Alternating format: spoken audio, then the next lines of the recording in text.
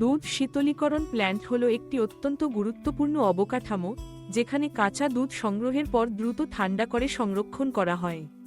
পশ্চিমবঙ্গের মতো গরম আবহাওয়ায় দুধের গুণমান বজায় রাখা ও ব্যাকটেরিয়া বৃদ্ধির ঝুঁকি কমানোর জন্য দুধ শীতলীকরণ অপরিহার্য। সাধারণত দুধ গ্রামে উৎপাদিত হয় এবং খামার থেকে সরাসরি সংগ্রহ করে এই প্ল্যান্টে নিয়ে আসা হয়।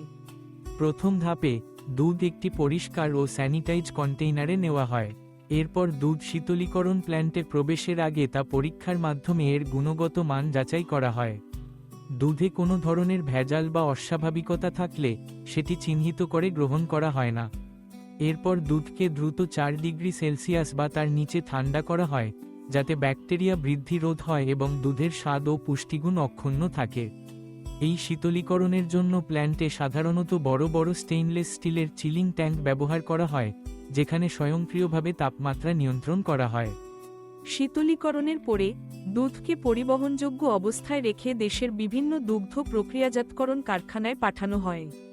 এই প্রক্রিয়া দুধের মান ও নিরাপত্তা নিশ্চিত করে, ফলে গ্রাহক পর্যন্ত পৌঁছানো দুধ থাকে নিরাপদ এবং স্বাস্থ্যকর।